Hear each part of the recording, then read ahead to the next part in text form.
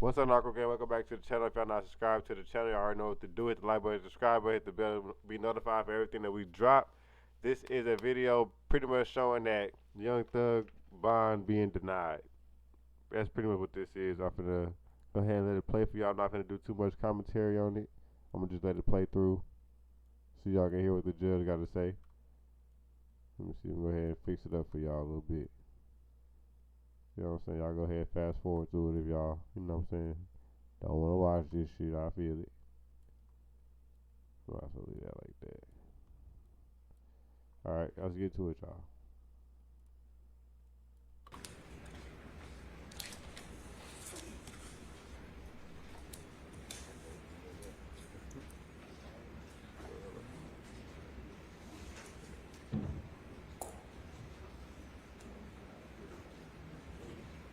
I'll give you those.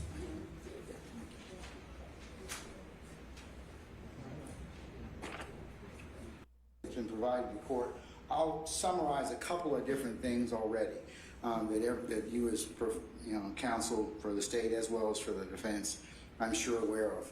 I'm looking at Coleman versus the state, and that's already been cited. That's 361 Georgia Appeals 901. And I'll quote from that decision, which is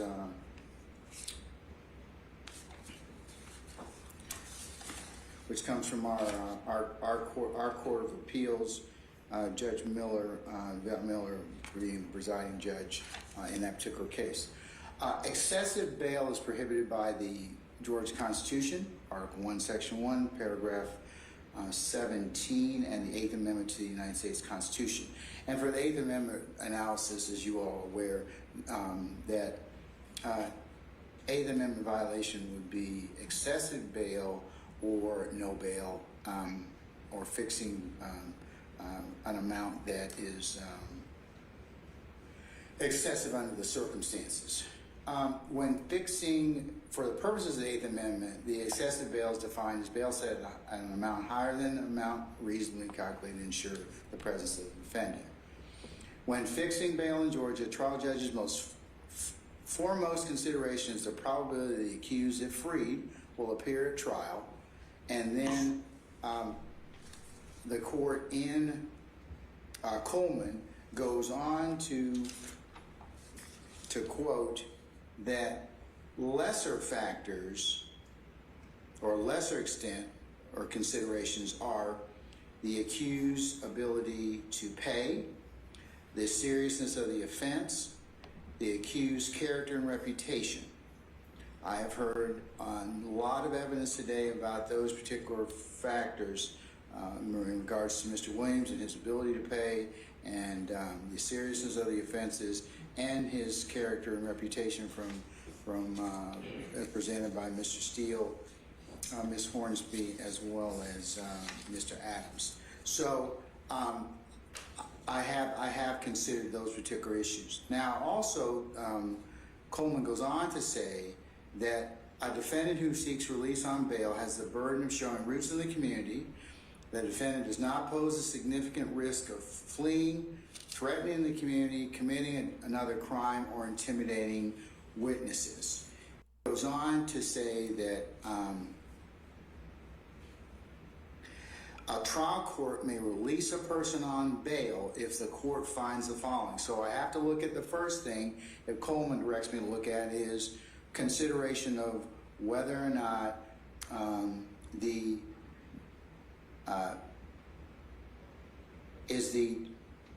foremost consideration is will he, if freed, appear at trial, and then the lesser factors, and these are: a court may release a person on bail if the court finds 1, poses no significant risk of fleeing from the jurisdiction or failing to appear in the court when required. 2, poses no significant threat or danger to any person, to the community, or property in the community. 3, poses no significant risk of committing any felony pending trial, and poses no significant risk of intimidating witnesses or otherwise obstructing the administration of justice. And I'm required to explain any reasons if I deny bond to assist the appellate court in its review and that the granting or denial of bond will not be set aside unless there's a manifest and flagrant abuse of discretion. That's Jernigan versus the state, 111 Georgia 307 pinpoint 308. Bro, I can't be no judge. Hell no. Very old case from 1903. Now, in regards to considering bond for Mr. Williams, I have considered the first consideration is if free, will he appear at trial, and to a lesser extent, the other factors. And based upon the court's consideration of the proffer, the two things that the court has significant concerns about are him being a danger to the community and flight. And I'll state for the purposes of the record and purposes of my decision that I realize that Mr. Williams is presumed innocent. I realize that he has the presumption of innocence stays with him until the state, by sufficient evidence, is able to prove to a jury's satisfaction beyond a reasonable doubt, I should say, that he is guilty of the offense or offenses charged. But however, in this particular circumstance, there has been significant proffers about Mr. Williams as being a danger to the community. In particular, the state's proffer that they have... If y'all don't know what a proffer is, that's pretty much like a statement, pretty much. They made a statement saying that, somebody made a statement saying he's a danger to the community. Spoken to, taken proffers from other gang members and people who are in this particular indictment and they're not in this indictment, that he is the leader of the gang, he is dangerous, and if he crosses them, he'll kill them or their families. Whoa. And the predicate or the review of the state, the concerns that I have are some of the statements that he's made about the threats and to others, and that have been chronicled in particular in some of the predicate acts that have been stated for the court's consideration. Whether or not those acts, as Mr.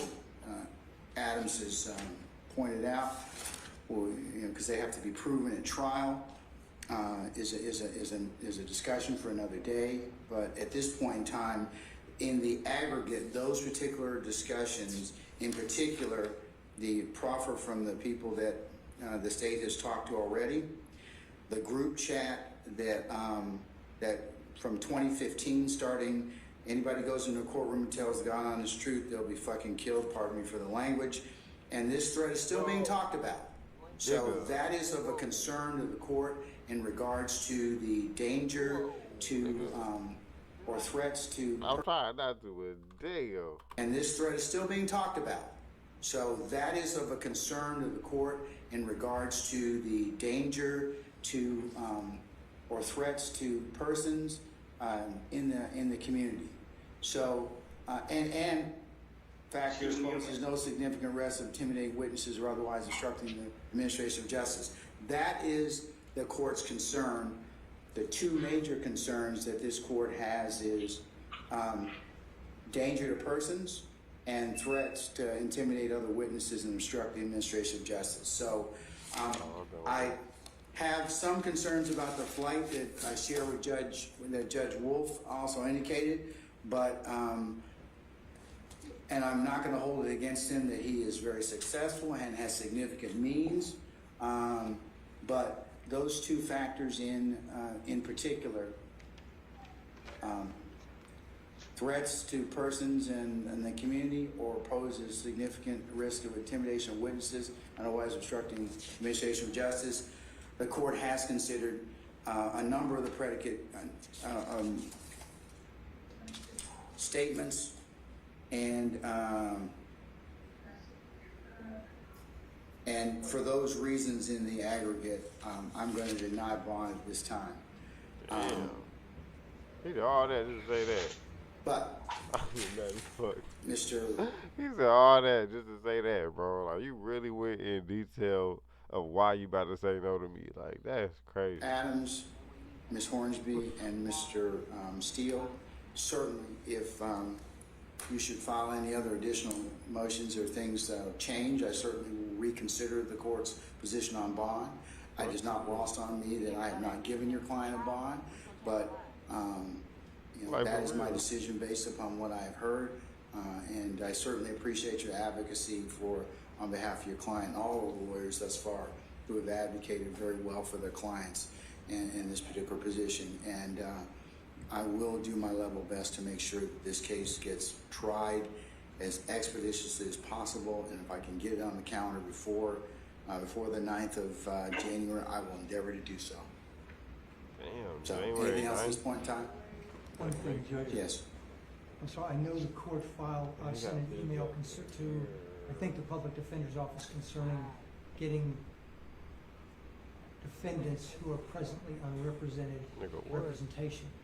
We wanted to Okay. kind of weigh in on that. We filed a Kevin motion Miles, today never died. requesting the court to respectfully get them so we can get everybody arraigned and get it moving.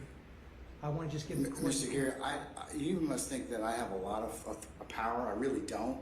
You know, I mean, but in all seriousness, I've heard from Ms. Bernard, Gina Bernard, and she right now is working on getting people assigned. I just want the court tells me to bring copies. I just want to, I'm trying to provide copies. Yeah, we Step certainly your you ass should up be there. giving copies to the. They've been served, yes. Okay, all right. Electronically. Okay, if you'll give those to Mr. Kearns, Yeah, right you here, 'cause I wanna think walk Mr. up to the Chamberlain's judge gone. like that? But we are inherent. The court is inherently sensitive as to that issue, and as soon as those attorneys can be appointed, and I have some correspondence from Ms. Bernard saying that they are working on that issue right now, and that we will certainly get those people brought over as soon as possible. But and if you all have any other information in regards to that, please let us know. But we are tracking that issue. And Alright, Narco Gang, that's the end of this video. They just, ending it out real smooth and real slow as hell. So, with that being said, y'all hit the like button, hit the subscribe button. I appreciate everybody for tuning in. And let me know what y'all think about this video, man. They denying his shit. Y'all think they ever gonna accept his, you know what I'm saying? They gonna approve his shit? I don't think they gonna approve it at all, because he, like they said, they done gave this nigga a long list of reasons why his ass don't need bond. He a millionaire, damn near billionaire, so he can go anywhere in the country. He a terroristic terrorist. Yeah, bro, I don't know, man. Free them guys, man. Free everybody. Free Lucci. Free Thug. Free YSL. Free YFN. Free everybody, man. And RP the greats. With that being said, we out this thing, Narco Gang. Peace.